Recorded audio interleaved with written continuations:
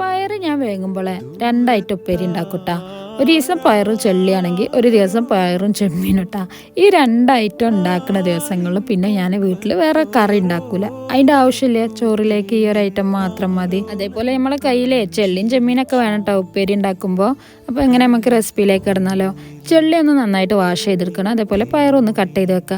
ഇനി കടായി ചൂടായി വരുമ്പോൾ അതിലേക്ക് വെളിച്ചെണ്ണ ഒഴിച്ചു കൊടുക്കുക, കടുക് ഇട്ട് കൊടുക്കുക. കടുക് ഒന്ന് പൊട്ടി വരുമ്പോൾ അതിലേക്ക് വേപ്പിൻ്റെ ഇലയും ഉണക്കമുളകും ഇട്ട് കൊടുക്കുക. പിന്നെ വലിയുള്ളി ഉപ്പും കൂടി ഇട്ടിട്ട് ഉള്ളി ഒന്ന് വഴറ്റിയെടുക്കണം കേട്ടോ. ഉള്ളി വഴന്ന് വരുമ്പോൾ അതിലേക്ക് ചെള്ളിയും കൂടി ഇട്ട് കൊടുക്കുക. ചെള്ളി നന്നായിട്ട് മൊരിഞ്ഞ് വരുന്നവരെ ഒന്ന് ഇളക്കി കൊടുക്കട്ടാ. പിന്നെ ഇതിലേക്ക് മഞ്ഞപ്പൊടി, മുളക് പൊടി, ചില്ലി ഫ്ലേക്സ് ഇട്ട് കൊടുക്കുക. പയറും കൂടി ചേർത്തിട്ട് ഇതെല്ലാം കൂടി നന്നായിട്ടൊന്ന് മിക്സ് ചെയ്യുക. എന്നിട്ട് മൂടി വെച്ചിട്ട് ലോ ഫ്ലെയിമിൽ വേണം ഇത് കുക്ക് ചെയ്തെടുക്കാൻ.